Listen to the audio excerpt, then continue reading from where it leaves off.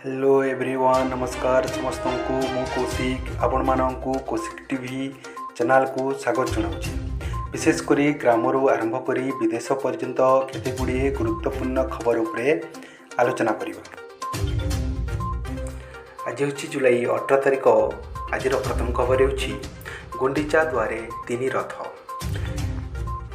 नवदिनात्मक यात्रा रे बाहरी बड़दाण्डे भाई भौणी अटकी रही कालिया ठाकुर। राति रथारूढ़ ठाकुर मनोलोभा दर्शन करते श्रद्धालु। शुक्रवार सकालू निर्दिष्ट नीतिकांति पर पुनश्च आरंभ होता रथ टଣା। मेघभरा आकाश सांगकू अनुकूल पाग भक्तों मध्य उत्साह भरीला। जय जगन्नाथ ध्वनि रे रथ टाणिले हजार हजार श्रद्धालु। एवं श्रीगुंडीचा मंदिर सम्मुखरे शरधावाली रे पहुंची जाइछंती। ठाकुर को दर्शन करुछंती भक्त। शुक्रवार राति एवं शनिवार दिनव्यापी भक्तों को दर्शन देवा परे अपराह्न चतुर्धा विग्रह जन्मदेवी तथा आड़प मंडकू विजे करिबी। परवर्ती खबर दुलिला देश में प्रथम हाइड्रोजेन ट्रेन। भारतीय रेल सेवा क्षेत्र में नूतन अध्याय सृष्टि करिला देशर प्रथम स्वदेशी ज्ञानकौशल निर्मित हाइड्रोजेन चालित ट्रेन।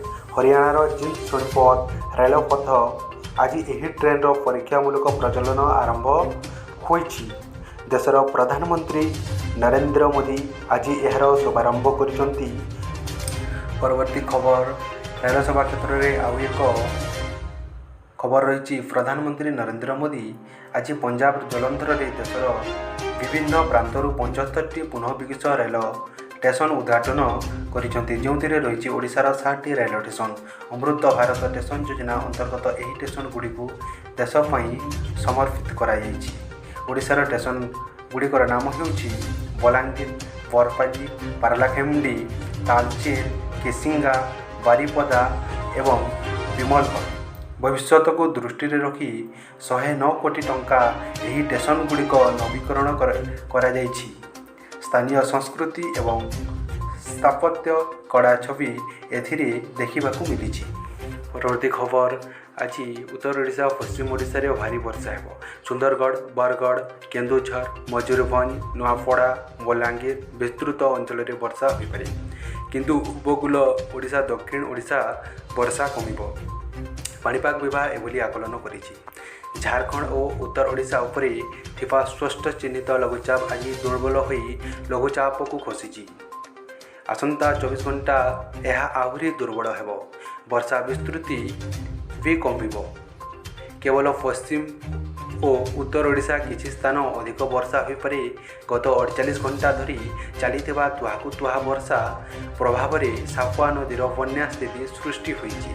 ढेंकानाल आठगड़र बहु गाँव में पानी पशि जाइछि।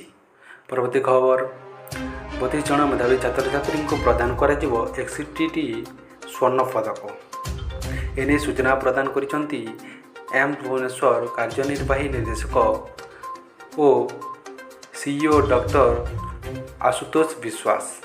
यही समावर्धन उत्सव में मोट 684 जन छात्र छात्री को डिग्री प्रदान करा जिवो। स्नातक पीएचडी 192 जन, एमबीबीएस छात्र छात्री 163 जन, एमडी एमएस 60 जन, डीएम एमसीएच 17 जन, पोस्ट डॉक्टरल फेलो 4 जन, पीएचडी स्कॉलर 134 जन, बीएससी ऑनर्स नर्सिंग छात्र छात्री 75 जन, बीएससी ऑनर्स पारामेडिकल एवं 39 जन एमएससी नर्सिंग छात्र छात्री अछंती। श्रेष्ठ शिक्षागत प्रदर्शन पई 25 जन मेधावी छात्र छात्री को 61टी स्वर्ण पदक प्रदान करा जाय।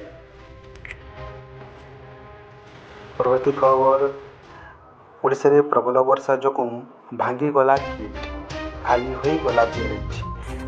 यह खबर ढेंकानाल जिला हिंदोल थाना नुआबोग बड़जोड़ा मध्यम जलसेचन प्रकल्प 3 नंबर गेटटी भांगी जिबा फल जलमग्न होईछि तलिया अंचल। आहरी मध्य अनेक चाष जमी जलमग्न हो पड़ी। फल आगक चाष कार्य जल संकट सृष्टि हेब बोली आशंका ରଖାଯାଇଛି। ସୂଚନା ଅନୁସାରେ 1999 ମସିହା ତିଆରି ହୋଇଥିବା ଏହି ପ୍ରକଳ୍ପଟି ଆଜି ଯାଏଁ ମରାମତି ହୋଇପାରିନି। ଏମିତିରେ ବ୍ୟାରେଜର ଉପକରଣ ଗୁଡ଼ିକ ନଷ୍ଟ ହୋଇଯାଇଥିଲା ବେଳେ କାହିଁକି ମରାମତି କାର୍ଯ୍ୟ ହେଉନଥିଲା ତାହା ପ୍ରଶ୍ନବାଚକ ସୃଷ୍ଟି କରୁଛି। ବର୍ଷା ଋତୁ ପୂର୍ବରୁ ପ୍ରତି କେନାଲ ଜଳଭଣ୍ଡାର ଏବଂ ଜଳଭଣ୍ଡାର ଗେଟ୍ ମରାମତି କରିବା ଆବଶ୍ୟକ।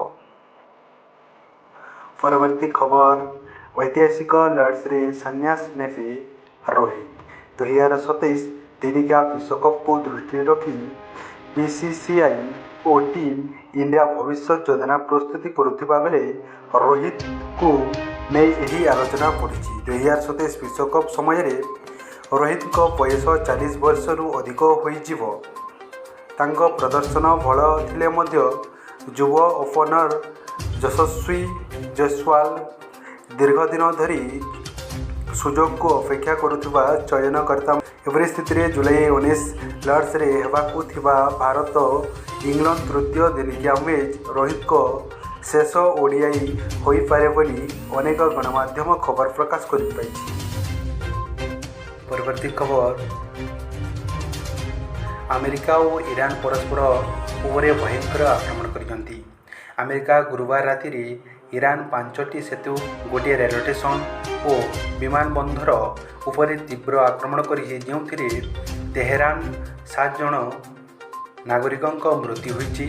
ହରମୁଜ ପ୍ରଣାଳୀରେ ତେହେରାନର କଜବା ହ୍ରାସ କରିବା ପାଇଁ ଚାପ ପକାଇବାକୁ ଆମେରିକା ରାଷ୍ଟ୍ରପତି ଡୋନାଲ୍ଡ ଟ୍ରମ୍ପଙ୍କ ମଧ୍ୟରେ ଧମକ ପରେ ଆମେରିକା ସେନାବାହିନୀ ପକ୍ଷରୁ ଏହି ତୀବ୍ର ଆକ୍ରମଣ ଜାରି ରହିଛି। ଜବାବରେ ଇରାନ ମଧ୍ୟ ରାଜ୍ୟରେ ଆମେରିକାର ସହଯୋଗୀ ରାଷ୍ଟ୍ରଗୁଡ଼ିକ ଉପରେ ଜୋରଦାର ଆକ୍ରମଣ କରିଛି।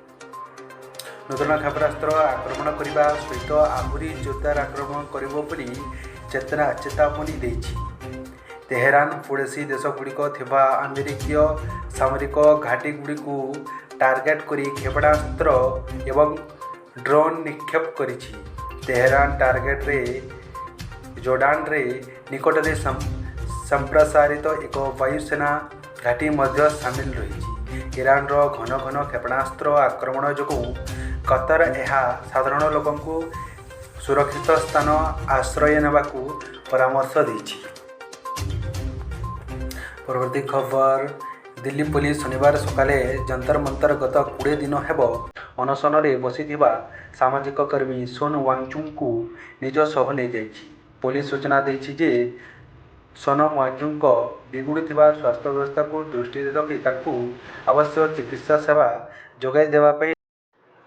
ପରବର୍ତ୍ତୀ ଖବର ସୁଭଦ୍ରା ଯୋଜନା ଟଙ୍କା ପାଇଁ ଅପେକ୍ଷାରେ ଥିବା ମହିଳାମାନଙ୍କ ପାଇଁ ବଡ଼ ଖବର। ଅଗଷ୍ଟ ମାସ 28 ତାରିଖ ରାକ୍ଷୀ ପୂର୍ଣ୍ଣିମା ଦିନ ମିଳିବ 5,000 ଟଙ୍କା। ତା ସାଙ୍ଗରେ ନୂଆ ରେଜିଷ୍ଟ୍ରେସନ କରିଥିବା ମହିଳାମାନଙ୍କ ପାଇଁ ଏକାଥରେ ମିଳିବ 25,000 ଟଙ୍କା।